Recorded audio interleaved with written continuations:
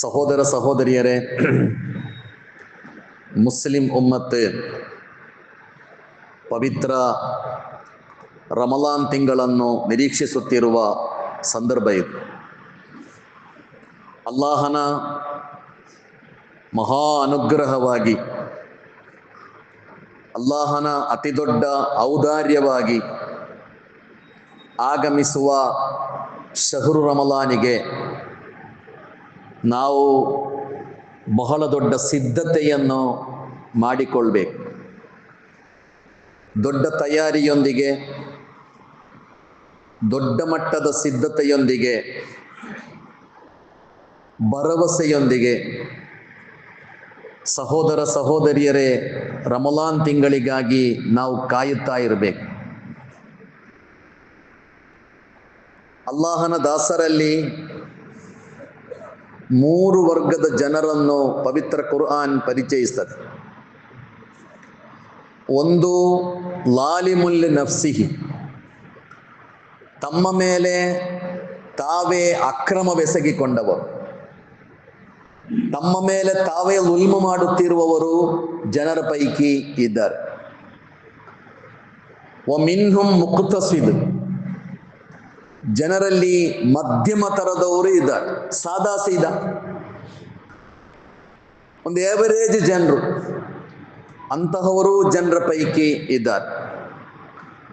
ವಮಿನ್ಹುಂ ಸಾಬಿಕುಂ bill ಖೈರಾತ್, ಒಳಿತುಗಳಲ್ಲಿ ಸ್ಪರ್ಧಿಸುವ, ಸತ್ಕರ್ಮಗಳಲ್ಲಿ ಮುನ್ನುಗ್ಗುವ ಒಂದು ವಿಭಾಗವು ಜನರಲ್ಲಿ ಇದೆ ಎಂದು ಅಲ್ಲಾಹು ಸುಬ್ಹಾನಹು ವ ತಆಲಾ ಹೇಳೋದು. ಒಬ್ಬ ಸತ್ಯವಿಶ್ವಾಸಿ ಸತ್ಕರ್ಮಗಳ ವಿಷಯದಲ್ಲಿ ಬಹಳ ಅರ್ಜೆಂಟ್ ಮಾಡಬೇಕು, ಅಂತ ಬಹಳ ತ್ವರೆ ಮಾಡಬೇಕು, ಬಹಳ ಅರ್ಜೆಂಟ್ ಮಾಡಬೇಕು. ಅದೇ ರೀತಿ ಅವನು ಸ್ಪರ್ಧೆ ಮಾಡಬೇಕು. ಬದುಕಿನಲ್ಲಿ ಎಲ್ಲ ವಿಷಯಗಳಲ್ಲೂ ಅರ್ಜೆಂಟ್ ಒಳ್ಳೆಯದಲ್ಲ, ಎಲ್ಲ ವಿಷಯಗಳಲ್ಲೂ ಅರ್ಜೆಂಟ್ ಮಾಡುವುದು ಒಳ್ಳೆಯದಲ್ಲ. ಆದರೆ ಪುಣ್ಯ ಕರ್ಮಗಳ ವಿಷಯಗಳಲ್ಲಿ, ಸತ್ಕರ್ಮಗಳ ವಿಷಯದಲ್ಲಿ ನೀವು ಬಹಳ ಅರ್ಜೆಂಟ್ ಮಾಡಬೇಕು ಎಂದು ಅಲ್ಲಾಹನ ದೀನ್ ಕಲಿಸಿಕೊಟ್ಟಿತ್ತು.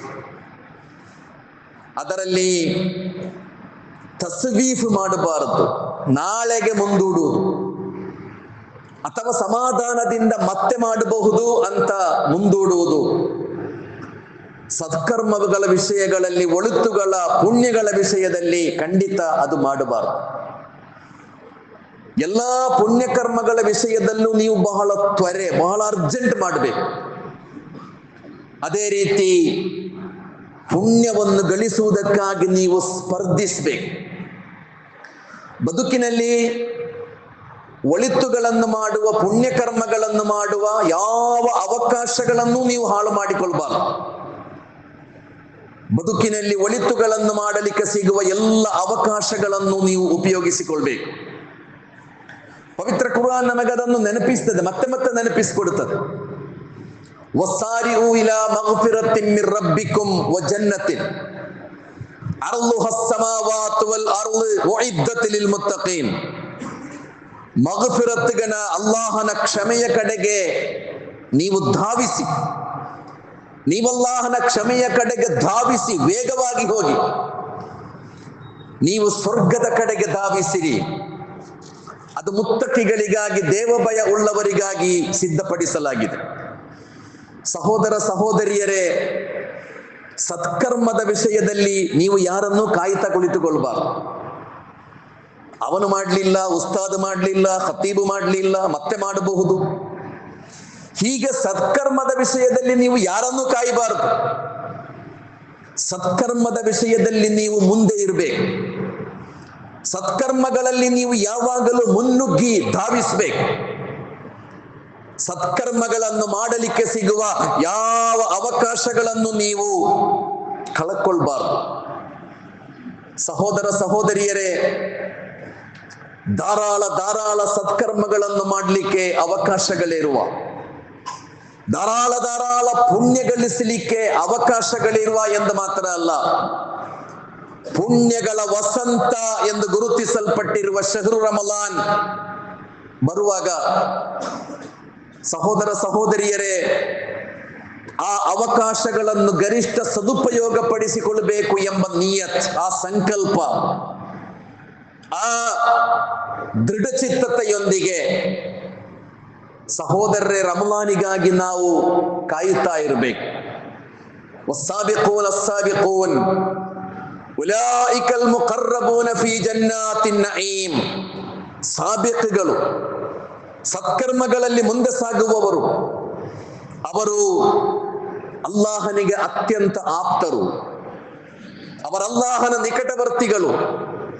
ಫೀ ಜನ್ನಾತಿನ್ ನഈಮ್, ಅವರು ಸಂಪತ್ ಸಮೃದ್ಧಿಗಳಿಂದ ಕೂಡಿದ ಸ್ವರ್ಗೋದ್ಯಾನಗಳಲ್ಲಿ ವಾಸಿಸುವವರು ಎಂದು ಅಲ್ಲಾಹು ಸುಬ್ಹಾನಹು ವ ತಆಲಾ ಸತ್ಕರ್ಮಗಳಿಗಾಗಿ ಸ್ಪರ್ಧಿಸುವವರ ಬಗ್ಗೆ, ಒಳಿತುಗಳಿಗಾಗಿ ಸ್ಪರ್ಧಿಸುವವರ ಬಗ್ಗೆ ಕುರ್ಆನ್ನಲ್ಲಿ ನಮಗೆ ನೆನಪಿಸಿಕೊಡುತ್ತಾರೆ. ಆದ್ದರಿಂದ ಸಾಂಪ್ರದಾಯಿಕವಾಗಿ ರಮಲಾನ್ ತಿಂಗಳು ಬಂತು, ಸಾಂಪ್ರದಾಯಿಕವಾಗಿ ಕೆಲವು ಆರಾಧನೆಗಳ ಜೊತೆಗೆ ರಮಲಾನಿಗೆ ವಿದಾಯ ಕೋರಿದೆವು ಎಂಬ ಸ್ಥಿತಿ ಈ ಸಮುದಾಯಕ್ಕೆ ಖಂಡಿತ ಬರಬಾರದು. ರಮಲಾನ್ ಪುಣ್ಯ ಕರ್ಮಗಳ ವಸಂತ ಕಾಲ, ಅತಿ ಹೆಚ್ಚು ಸತ್ಕರ್ಮಗಳನ್ನು ಮಾಡಲಿಕ್ಕೆ ಇರುವ ಅತಿ ದೊಡ್ಡ ಅವಕಾಶ ಎಂಬ ಆ ದೃಢಚಿತ್ತತೆ, ಆ ಆತ್ಮವಿಶ್ವಾಸ, ಆ ನೀಯತ್ತಿನೊಂದಿಗೆ ಸಹೋದರ ಸಹೋದರಿಯರೇ ರಮಲಾನಿಗಾಗಿ ನಾವು ಕಾಯುತ್ತಿರಬೇಕು, ರಮಲಾನ್ನ ಸಿದ್ಧತೆ ಮಾಡಿಕೊಂಡಿರಬೇಕು, ಮತ್ತೆ ರಮಲಾನನ್ನು ನಾವು ಸದುಪಯೋಗ ಪಡಿಸಿಕೊಳ್ಬೇಕು. ಮುಹಮ್ಮದ್ ಮುಸ್ತಫಾ ಸಲ್ಲಲ್ಲಾಹು ಅಲೈಹಿ ವಸಲ್ಲಂ ಹೇಳಿದರು, ಬಾದಿರು ಬಿಲ್ ಅಮಾಲಿ ಸಬ್ಆ, 7 ಕರ್ಮಗಳ ಕಡೆಗೆ ನೀವು ವೇಗವಾಗಿ ಸಾಗಬೇಕು. 7 ಕರ್ಮಗಳಿಗಾಗಿ ನೀವು ಮುನ್ನುಗ್ಗಬೇಕು. ಅಥವಾ 7 ವಿಷಯಗಳು ಬರುವುದಕ್ಕಿಂತ ಮುಂಚೆ 7 ವಿಷಯಗಳನ್ನು ನೀವು ಸದುಪಯೋಗ ಪಡಿಸಿಕೊಳ್ಬೇಕು. ಹಲ್ ತಂತದಿರೂನ ಇಲ್ಲ ಫಕ್ರಂ ಮುನ್ಸಿಯ. ಒಂದನೇದು ಅಲ್ಲಾಹನ ಪ್ರವಾದಿ ಹೇಳಿದರು, ಬೇರೆ ಯಾವುದನ್ನು ಯೋಚಿಸಲು ಸಾಧ್ಯವಾಗದ ದಾರಿದ್ರ್ಯ, ಫಕ್ರ್ ನಿಮಗೆ ಬಂದು ಬಿಡಬಹುದು. ಆ ದಾರಿದ್ರ್ಯ ಬಂದು ಬಿಟ್ಟರೆ ಬೇರೆ ಯಾವುದು ನಿಮಗೆ ಯೋಚಿಸಲಿಕ್ಕೆ ಸಾಧ್ಯ ಇಲ್ಲ. ರೇಷನ್ಗೆ ದುಡ್ಡಿಲ್ಲ, ಮಕ್ಕಳ ಫೀಸ್ ಕಟ್ಟಲಿಕ್ಕೆ ದುಡ್ಡಿಲ್ಲ, ರೋಗ ಇದೆ, ಡಾಕ್ಟರ್ ಬಳಿ ಹೋಗಲಿಕ್ಕೆ ದುಡ್ಡಿಲ್ಲ, ಬೇರೆಯವರೊಂದಿಗೆ ಯಾಚಿಸಬೇಕಾದ ಸ್ಥಿತಿ. ಸಹೋದರರೇ, ಇಂತಹ ಸ್ಥಿತಿ ಬಂದರೆ ಬೇರೆ ಯಾವುದನ್ನು ನೀವು ಯೋಚಿಸುವ ಹಾಗಿಲ್ಲ. ಅವರೊಂದಿಗೆ ನೀವು ನಮಾಜ್ ಮಾಡಬೇಕು, ಪ್ರಥಮ ಸಫಿನಲ್ಲಿರಬೇಕು ಅಂತ ಹೇಳಿದ್ರೆ ಆ ಉಪದೇಶ ಅವರಿಗೆ ಯಾವ ಪ್ರಯೋಜನವನ್ನು ನೀಡಲಾರದು. ಅದು ಶ್ರೀಮಂತರಿಗೂ ಬರಬಹುದು ಅಂತಹ ದಾರಿದ್ರ್ಯ, ಫಕ್ರನ್ ಮನ್ಸಿಯ. ಶ್ರೀಮಂತರಿಗೂ ಆ ದಾರಿದ್ರ್ಯ ಬರಬಹುದು. ಯಾಕೆಂದ್ರೆ ಶ್ರೀಮಂತಿಕೆ ಎಂಬುದು ಪರ್ಮನೆಂಟ್ ಅಲ್ಲ, ದಾರಿದ್ರ್ಯ ಎಂಬುದು ಪರ್ಮನೆಂಟ್ ಅಲ್ಲ, ಅದೆಲ್ಲ ಒಂದೊಂದು ಸ್ಥಿತಿ.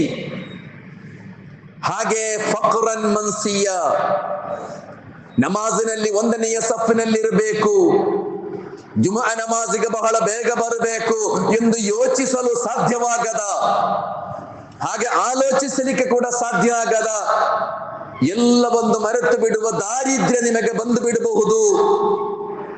ಅದು ಬರುವುದಕ್ಕಿಂತ ಮುಂಚೆ ಈ ಒಳ್ಳೆಯ ಸ್ಥಿತಿಯನ್ನು ನೀವು ಸದುಪಯೋಗ ಮಾಡಿಕೊಳ್ಳಿ.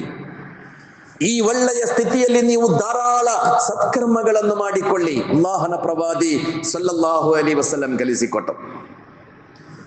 ಅವು ಗಿನನ್ ಮುತುಗಿಯ, ಅಥವಾ ನಿಮ್ಮನ್ನು ಧಿಕ್ಕಾರಿಗಳನ್ನಾಗಿ ಮಾಡುವ ಶ್ರೀಮಂತಿಕೆ ನಿಮಗೆ ಬರಬಹುದು.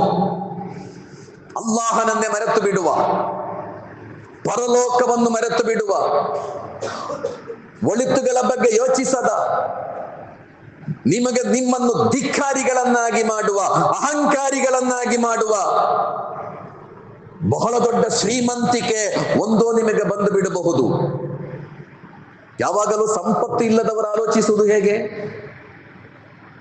ನನ್ನ ಕೈಯಲ್ಲಿ ಧಾರಾಳ ಸಂಪತ್ತಿದ್ರೆ ನಾನು ಒಳ್ಳೆಯವನಾಗ್ತೇನೆ ಅಂತ. ಸಾಮಾನ್ಯವಾಗಿ ಹಾಗೆ ಸಂಪತ್ತಿಲ್ಲದವರು ಯೋಚಿಸುವುದೇ ಹಾಗೆ. ನನ್ನ ಕೈಯಲ್ಲಿ ಧಾರಾಳ ಸಂಪತ್ತಿದ್ರೆ ನಾನು ಧಾರಾಳ ಸದಕ ಮಾಡುತ್ತೇನೆ, ಮಸೀದಿಗೆ, ಮದ್ರಸಕ್ಕೆ, ಅದಕ್ಕೆ ಇದಕ್ಕೆ. ಆದರೆ ನಿಜ ಸ್ಥಿತಿ ಹಾಗಲ್ಲ. ಸಂಪತ್ತು ನಿಮ್ಮನ್ನು ಧಿಕ್ಕಾರಿಗಳನ್ನಾಗಿ ಮಾಡಿಬಿಡಬಹುದು. ಸಂಪತ್ತಿನ ಕಾರಣಕ್ಕೆ ನೀವು ಎಲ್ಲವನ್ನೂ ಮರೆತು ಬಿಡಬಹುದು. ಮೊದಲು ನಮಾಜಿನಲ್ಲಿ 1ನೇ ಸಫಿನಲ್ಲಿದ್ದ ಮನುಷ್ಯ, ಜುಮುಆಕ್ಕೆ ಬಹಳ ಬೇಗ ಬರುತ್ತಿದ್ದ ಮನುಷ್ಯ,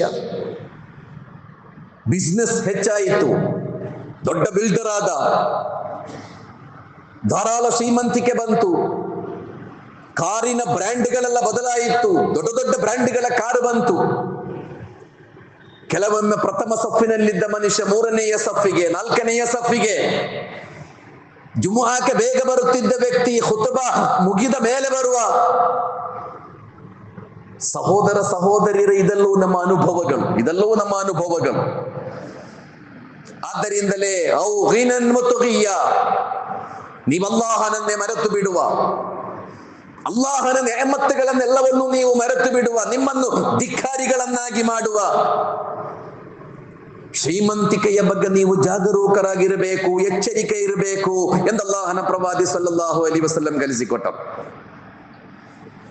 ಔ ಮರ್ಲನ್ ಮುಫ್ಸಿದ, ಅಥವಾ ನಿಮ್ಮನ್ನು ದುರ್ಬಲರನ್ನಾಗಿ ಮಾಡುವ ರೋಗ ನಿಮಗೆ ಬರಬಹುದು. ಸಹೋದರ ಸಹೋದರಿಯರೇ, ನಿಮ್ಮ ಕೈಯಲ್ಲಿ ಎಷ್ಟು ಸಂಪತ್ತಿದ್ದರು, ಯಾವುದೆಲ್ಲ ಪ್ರಭಾವ ನಿಮಗಿದ್ದರು, ಎಂತಹ ಟ್ಯಾಲೆಂಟ್ ನಿಮಗಿದ್ದರು, ನಿಮಗೆ ರೋಗ ಬಂದರೆ ನೀವು ಖಂಡಿತ ದುರ್ಬಲರಾಗ್ತೀರಾ. ಇದು ಯಾವುದು ಇದ್ದು ಕೂಡ ನಿಮಗೆ ಆರೋಗ್ಯ ಸರಿ ಇಲ್ಲ ಎಂದಾದರೆ ಇದು ಯಾವುದರಿಂದಲೂ ಯಾವ ಪ್ರಯೋಜನವೂ ಇಲ್ಲ. ಕುಸಿದು ಬೀಳುವವರಿದ್ದಾರೆ, ನಮಾಜ್ ಮಾಡುತ್ತಲೇ ಕುಸಿದು ಬೀಳುವವರು, ನಡೆಯುವಾಗಲೇ ಕುಸಿದು ಬೀಳುವವರು, ಹಾರ್ಟ್ ಅಟ್ಯಾಕ್ ಆಗುವುದು, ಸ್ಟ್ರೋಕ್ ಆಗುವುದು. ಬಹಳ ಸಕ್ರಿಯನಾಗಿದ್ದ ಮನುಷ್ಯ, ಅವನ ಅಂಗಾಂಗಗಳು ಚಲಿಸ್ತಾ ಇಲ್ಲ. ರಾತ್ರಿ ಮಲಗುವಾಗ ಬಹಳ ಪರ್ಫೆಕ್ಟ್ ಆಗಿದ್ದ, ಬೆಳಿಗ್ಗೆ ಏಳುವಾಗ ಕೈಕಾಲುಗಳು ಅಲುಗಾಡಿಸಲಿಕ್ಕೆ ಸಾಧ್ಯ ಆಗ್ತಾ ಇಲ್ಲ, ಚಲನೆ ಇಲ್ಲ ಅಂಗಾಂಗಗಳಿಗೆ. ಔ ಮರ್ಲನ್ ಮುಫ್ಸಿದ, ನಿಮ್ಮನ್ನು ದುರ್ಬಲರನ್ನಾಗಿ ಮಾಡುವ ರೋಗ ನಿಮಗೆ ಬಂದು ಬಿಡಬಹುದು, ನಿಮಗೆ ಅದನ್ನು ತಡೆಯಲಿಕ್ಕೆ ಖಂಡಿತ ಸಾಧ್ಯ ಇಲ್ಲ. ಆದ್ದರಿಂದ ಅಂತಹ ರೋಗ ಬರುವುದಕ್ಕಿಂತ ಮುಂಚೆ ನಿಮ್ಮ ಒಳ್ಳೆಯ ಸ್ಥಿತಿ, ನಿಮ್ಮ ಆರೋಗ್ಯದ ಈ ಸ್ಥಿತಿಯನ್ನು ನೀವು ಸದುಪಯೋಗ ಮಾಡಿಕೊಳ್ಳಿ. ಮುಹಮ್ಮದ್ ಮುಸ್ತಫಾ ಸಲ್ಲಲ್ಲಾಹು ಅಲೈಹಿ ವಸಲ್ಲಂ ಹೇಳಿದರು. ಔ ಹರಮಂ ಮುಫನ್ನಿದ, ಅಥವಾ ನೀವು ನಿಮ್ಮನ್ನೇ ಮರೆತು ಬಿಡುವ ವೃದ್ಧಾಪ್ಯದ ಸ್ಥಿತಿಗೆ ನೀವು ತಲುಪಬಹುದು. ನೀವು ನಿಮ್ಮನ್ನೇ ಮರೆತು ಬಿಡುವಂತಹ ಒಂದು ವೃದ್ಧಾಪ್ಯದ ಸ್ಥಿತಿ. ಮುಹಮ್ಮದ್ ಮುಸ್ತಫಾ ಸಲ್ಲಲ್ಲಾಹು ಅಲೈಹಿ ವಸಲ್ಲಂ ಅಲ್ಲಾಹನೊಂದಿಗೆ ಮುಫನ್ನಿದಾದ ಆ ಸ್ಥಿತಿಯ ಬಗ್ಗೆ ಅಭಯ ಯಾಚಿಸ್ತಾ ಇದ್ದರು. ಅಲ್ಲಾಹನೇ, ಆ ಸ್ಥಿತಿಗೆ ನನ್ನನ್ನು ತಲುಪಿಸಬೇಡ. ನಮ್ಮನ್ನು ನಾವೇ ಮರೆತು ಬಿಡುವ ಸ್ಥಿತಿ. ನಾನೇನು ಹೇಳುತ್ತಿದ್ದೇನೆ ಅಂತ ನನಗೆ ಗೊತ್ತಿಲ್ಲದ, ನಾನೇನು ಮಾಡುತ್ತಾ ಇದ್ದೇನೆ ಎಂದು ನನಗೆ ಗೊತ್ತಿಲ್ಲದ, ಮಲಗಿದಲ್ಲಿಯೇ ಮಲಮೂತ್ರ ವಿಸರ್ಜನೆ ಮಾಡುವ, ಗೊತ್ತಿಲ್ಲದೆಯೇ ಮಲಮೂತ್ರ ವಿಸರ್ಜನೆ ಮಾಡುವ, ನಾವು ನಮ್ಮ ನಿಯಂತ್ರಣವನ್ನೇ ಕಳೆದುಕೊಳ್ಳುವ ಹರಬಂ ಮುಫನ್ನಿದ, ನಿಮ್ಮ ಮೇಲೆ ನಿಮಗೆ ನಿಯಂತ್ರಣ ಇಲ್ಲದ ಒಂದು ವೃದ್ಧಾಪ್ಯದ ಆ ಸ್ಥಿತಿ ಬಂದು ಬಿಡಬಹುದು. ಅದಕ್ಕಿಂತ ಮುಂಚೆ ನಿಮ್ಮ ಈ ಒಳ್ಳೆಯ ಸ್ಥಿತಿಯನ್ನು ನೀವು ಸದುಪಯೋಗ ಮಾಡಿಕೊಳ್ಳಿ. ಅಲ್ಲಾಹನ ಪ್ರವಾದಿ ಸಲ್ಲಲ್ಲಾಹು ಅಲೈಹಿ ವಸಲ್ಲಂ ಕಲಿಸಿಕೊಟ್ಟರು. ಔ ಮೌತನ್ ಮುಜ್ಹಿಜ, ಅಥವಾ ನಿಮಗೆ ಸಡನ್ ಆಗಿ ಮರಣ ಬಂದು ಬಿಡಬಹುದು, ತಟ್ಟನೆ ನಿಮಗೆ ಮರಣ ಬರಬಹುದು. ಇವತ್ತು ನಮ್ಮ ಪರಿಸರದಲ್ಲಿ, ನಮ್ಮ ನಾಡಿನಲ್ಲಿ, ನಮ್ಮ ದೇಶದಲ್ಲಿ, ಇಡೀ ಜಗತ್ತಿನಲ್ಲಿ 70-80 ವಯಸ್ಸಾದವರ ಮರಣಕ್ಕಿಂತ ಹೆಚ್ಚು ಯುವಕರು ಮರಣ ಹೊಂದುತ್ತಾ ಇದ್ದಾರೆ. ಆ ವ್ಯಕ್ತಿ ಮರಣ ಹೊಂದಿದ್ದಾನೆ ಅಂತ ಕೇಳುವಾಗ ನಾವು ನಡುಗಿ ಬಿಡುತ್ತೇವೆ, ದಿಗ್ಭ್ರಾಂತರಾಗ್ತೇವೆ. ನಾವು ಆ ಮನುಷ್ಯ ಮರಣ ಹೊಂದಿದ್ದಾನೆ ಅಂತ ಹೇಳಲಿಕ್ಕುವಾಗ ನಂಬಲಿಕ್ಕೆ ಆಗದ ಸ್ಥಿತಿ. 70-80 ವಯಸ್ಸಿನವರು ಮರಣ ಹೊಂದಿದ್ದಾರೆ ಅಂತ ವಿಷಯ ಸಿಕ್ಕಿದ್ರೆ ನಾವೇನು ಗಡಿಬಿಡಿ ಆಗುವುದಿಲ್ಲ, ದಿಗ್ಭ್ರಾಂತರಾಗುವುದಿಲ್ಲ ನಾವು. ಅಥವಾ ಸುದೀರ್ಘ ಕಾಲದಿಂದ ರೋಗಿಯಾಗಿದ್ದ ಒಬ್ಬ ವ್ಯಕ್ತಿಯ ಮರಣ ಬಂತು ಎಂದು ಅಲ್ಲಿ ತಿಳಿದಾಗ ನಾವು ದಿಗ್ಭ್ರಾಂತರಾಗುವುದಿಲ್ಲ. ಆದರೆ ಕೆಲವು ವ್ಯಕ್ತಿಗಳ ಮರಣದ ಬಗ್ಗೆ ಆಲಿಸುವಾಗ ನಡುಗಿ ಬಿಡುತ್ತೇವೆ. ಅತ್ಯಂತ ಕ್ರಿಯಾಶೀಲನಾಗಿದ್ದ ಮನುಷ್ಯ, ಮರಣದ ಯಾವ ಲಾಜಿಕ್ಕೂ ಇಲ್ಲದಿದ್ದಂತಹ ಮನುಷ್ಯ, ಅವನು ತಟ್ಟನೆ ಮರಣ ಹೊಂದಿದಾಗ ಸಹೋದರ ಸಹೋದರಿಯರೇ ನಾವು ಕೂಡ ಕೆಲವೊಮ್ಮೆ ನಡುಗಿ ಬಿಡುತ್ತೇವೆ, ದಿಗ್ಭ್ರಾಂತರಾಗ್ತೇವೆ. ಅಲ್ಲಾಹನ ಪ್ರವಾದಿ ಹೇಳಿದರು, ಅವು ಮೌತನ್ ಮುಜ್ಹಿಜ, ನಿಮಗೆ ಸಡನ್ ಆಗಿ ಮರಣ ಬರಬಹುದು, ತಟ್ಟನೆ ನೀವು ಮರಣ ಹೊಂದಬಹುದು. ಅಂತಹ ಮರಣ ಬರುವುದಕ್ಕಿಂತ ಮುಂಚೆ ನಿಮ್ಮ ಆಯುಷ್ಯವನ್ನು, ನಿಮ್ಮ ಬದುಕನ್ನು ನೀವು ಸದುಪಯೋಗ ಮಾಡಿಕೊಳ್ಳಿ. ಅವಿದ್ದಜ್ಜಾಲ ಫಶರ್ರು ಗಾಯಿಬಿನ್ ಯುಂತಲಿರ್, ದಜ್ಜಾಲ್ ಬರಬಹುದು, ಪರೋಕ್ಷವಾದ ಅತ್ಯಂತ ದೊಡ್ಡ ಫಿತನ ದಜ್ಜಾಲ್ನ ಫಿತನ. ಜಗತ್ತಿನಲ್ಲಿ ಅತಿ ದೊಡ್ಡ ಫಿತನ ಇರುವುದು ದಜ್ಜಾಲ್ನ ಫಿತನ. ಒಂದು ಆ ದಜ್ಜಾಲ್ನ ಫಿತನ ಬಂದು ಬಿಡಬಹುದು, ಅದಕ್ಕಿಂತ ಮುಂಚೆ ನಿಮ್ಮ ಬದುಕನ್ನು ಸದುಪಯೋಗ ಮಾಡಿಕೊಳ್ಳಿ. ಅವಿಸ್ಸಾ ಅಥವಾ ಕಿಯಾಮತ್ ಬರಬಹುದು. ಅಲ್ಲಾಹನ ಪ್ರವಾದಿ ಹೇಳಿದರು, ವಸ್ಸಾಅತು ಅದ್ಹಾ ವ ಅಮರ್, ಕಿಯಾಮತ್ ಈ ಎಲ್ಲವುಗಳಿಗಿಂತ ಅತ್ಯಂತ ಕಠಿಣವಾದದ್ದು, ನಿಮಗದನ್ನು ಸಹಿಸಲಿಕ್ಕೆ ಸಾಧ್ಯವೇ ಇಲ್ಲ. ಒಂದೋ ನೀವು ವೃದ್ಧಾಪ್ಯವನ್ನು ಸಹಿಸಿದರು, ನೀವು ರೋಗವನ್ನು ಒಂದೋ ಸಹಿಸಿದರು, ನಿಮಗೆ ಕಿಯಾಮತ್ತನ್ನು ಸಹಿಸಲಿಕ್ಕೆ ಸಾಧ್ಯವೇ ಇಲ್ಲ. ವಸ್ಸಾಅತು ಅದ್ಹಾ ವ ಅಮರ್, ಕಿಯಾಮತ್ ಬಹಳ ಕಠಿಣವಾದದ್ದು. ಇವೆಲ್ಲವುಗಳಿಗಿಂತ ಕಿಯಾಮತ್ ನಿಮಗೆ ಸಹಿಸಲಿಕ್ಕೆ ಸಾಧ್ಯವೇ ಇಲ್ಲದ ಕಠಿಣವಾದ ಒಂದು ಸ್ಥಿತಿ. ಆದ್ದರಿಂದ ನಿಮ್ಮ ಈಗ ಇರುವ ಈ ಸ್ಥಿತಿ, ಆರೋಗ್ಯ ಇದೆ, ಸಂಪತ್ತಿದೆ, ಯೌವನ ಇದೆ, ಹೀಗೆ ಈ ಒಳ್ಳೆಯ ಸ್ಥಿತಿಯನ್ನು ನೀವು ಅತಿ ಹೆಚ್ಚು ಸದುಪಯೋಗ ಪಡಿಸಿಕೊಳ್ಳಿ. ಇಲ್ಲ ಅಂದ್ರೆ ನಾಳೆ ಪಶ್ಚಾತ್ತಾಪ ಪಡಬೇಕಾದೀತು. ಆ ಪಶ್ಚಾತ್ತಾಪದ ಸಂದರ್ಭದಲ್ಲಿ ನಿಮಗೆ ಯಾರಿಂದಲೂ ಯಾವ ಪ್ರಯೋಜನವೂ ಸಿಗಲಾರದು. ಸಹೋದರ ಸಹೋದರಿಯರ ಬದುಕಿನ ಈ ಸ್ಥಿತಿ ಎಷ್ಟು ದಿವಸ ಅಂತ ನಮಗೆ ಯಾರಿಗೂ ಗೊತ್ತಿಲ್ಲ. ಈ ಆರೋಗ್ಯ ಎಷ್ಟು ದಿವಸ ಇರಬಹುದು, ಈ ಆಯುಷ್ಯ ಎಷ್ಟು ದಿವಸ ಇರಬಹುದು, ಈ ಸ್ಥಿತಿ, ಈ ಶ್ರೀಮಂತಿಕೆ, ಇದೆಲ್ಲ ಎಷ್ಟು ದಿವಸ ಇರಬಹುದು. ಸಹೋದರ ಸಹೋದರಿಯರೇ, ನಮಗೆ ಯಾರಿಗೂ ಗೊತ್ತಿಲ್ಲ. ಆದ್ದರಿಂದ ನೀವು ಒಳಿತುಗಳಲ್ಲಿ ಮುನ್ನುಗ್ಗಬೇಕು. ಜನರು ಕೆಡುಕಿನ ಕಡೆಗೆ ಮುನ್ನುಗ್ಗುತ್ತಾ ಇದ್ದಾರೆ. ಡ್ರಗ್ಸು, ಮೋಸ, ವಂಚನೆ, ಅನೈತಿಕತೆ, ಅಶ್ಲೀಲತೆ, ಜನರು ಕೆಡುಕುಗಳಲ್ಲಿ ಮುಂದೆ ಸಾಗುತ್ತಾ ಇದ್ದಾರೆ. ಸಹೋದರ, ಕೆಡುಕುಗಳಲ್ಲಿ ಮುಂದೆ ಸಾಗುತ್ತಾ ಇದ್ದಾರೆ. ಡ್ರಗ್ಸ್, ಹೊಸ ಹೊಸ ವಿಷಯಗಳಲ್ಲಿ ಹೊಸ ಹೊಸ ಐಟಮ್ಸ್ಗಳು, ನಿಮಗೆ ಊಹಿಸಲಿಕ್ಕೂ ಸಾಧ್ಯ ಇಲ್ಲದ್ದು. ನೀವು ಶಾಕ್ ಆಗಬಹುದು ಅದರ ಹೆಸರಲ್ಲ ಕೇಳಿದ್ರೆ. ಅದು ಸಿಗದಿದ್ದರೆ ತಾಯಿಯನ್ನೇ ಕೊಲ್ಲುವ ಮಕ್ಕಳು, ಅದಕ್ಕೆ ದುಡ್ಡು ಕೊಡದಿದ್ದರೆ ತಂದೆಯ ಎದೆಯನ್ನು ಸೀಳಿ ಕೊಲ್ಲುವ ಮಕ್ಕಳು. ಬಹಳ ಸಣ್ಣ ಸಣ್ಣ ಮಕ್ಕಳು ಕೂಡ ಡ್ರಗ್ಸ್ಗೆ ಎಡಿಕ್ಟ್ಗಳಾಗ್ತಾ ಇದ್ದಾರೆ. ಎಲ್ಲಿ ಹೋದರೂ ಜಗಳ ಈ ಮಕ್ಕಳದ್ದು. ಡ್ರಗ್ಸಿನ ಪರಿಣಾಮ ಅದು. ಶಾಲೆಯಲ್ಲೂ ಜಗಳ, ಆನ್ಯುವಲ್ ಡೇಯಲ್ಲೂ ಜಗಳ, ಫುಟ್ಬಾಲ್ ಗ್ರೌಂಡಿನಲ್ಲೂ ಜಗಳ, ಎಲ್ಲೆಲ್ಲೂ ಜಗಳ. ವಾಯ್ಲೆಂಟ್ ಆಗುವುದು ಮಕ್ಕಳು, ವಾಯ್ಲೆಂಟ್ ಆಗುವುದು.